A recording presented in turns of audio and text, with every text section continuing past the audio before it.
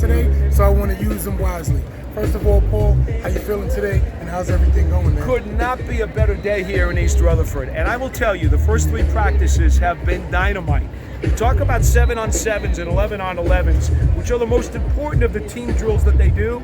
Through the first 3 days, there was only 1 drop pass in a passing game. And that is a good number. So I got a couple of questions. You know me, we've talked before. Yes, sir. So listen, what have you been seeing out here that has impressed you the most? And which rookies in your mind have come out here in shape, conditioned, even before the season starts? I'll go backwards here. Let's go rookies first. Everybody knows when they come in as a rookie, they got to impress right away. So if you haven't done all your due diligence going into the combine, going into the draft, and then going into the mini camp and the off season, you're behind the curve. The Giants have nobody behind the curve.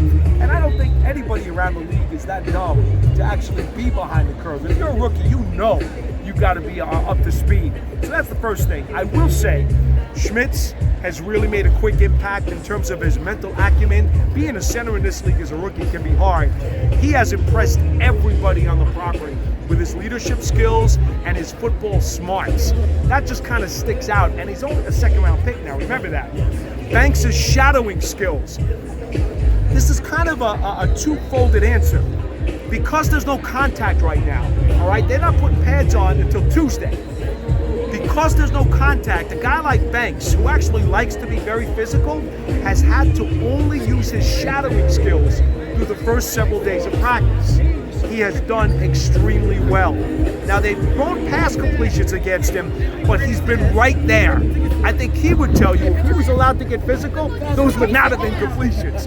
He would have broken them up, or he would have cut in front and wound up making interceptions. And it's funny you say that, Paul, because I want to ask a question. That was something that I was thinking, and I had a conversation about that. But I do believe it helps him a lot. Work on his technique, works on his shadowing skills, works on his mirroring skills, and allows him to get more acclimated into not being in press man coverage, which I know that's what he drafted for. No and question. I think he's going to be futuristically the best cornerback for playing against our division rivals. The Eagles especially, press man against a guy like A.J. Brown, Devontae Smith, guys like CeeDee Lamb, those guys in the future. But I do love the fact that you mentioned it. So I have another question for you. You know, rumors and the arguments and all the conversation, this is something that you love around Saquon Barkley. What does it mean to have him back in this league? Well, you gotta understand something, and I've talked about this for years. Headache players, guys who cause the other team's coordinators to stay up at night on Monday when they're trying to game plan. Those are your headache players. How many people have the Giants had who were headache players on offense in the last decade? Really, think about it. Not many. Okay? Not many. So that's where Barkley comes into play, because he is a major league migraine headache player. Now you add Waller. He is a headache player. At some point, I don't want to rush him, Hyatt may become a headache player, where coordinators are just going bonkers trying to figure out, how do we contain this guy? So that's the importance of Barkley, because not only does he open things up, we could talk about all that other stuff. Yeah, he opens up the pass game, he helps out Daniel Jones. Fine.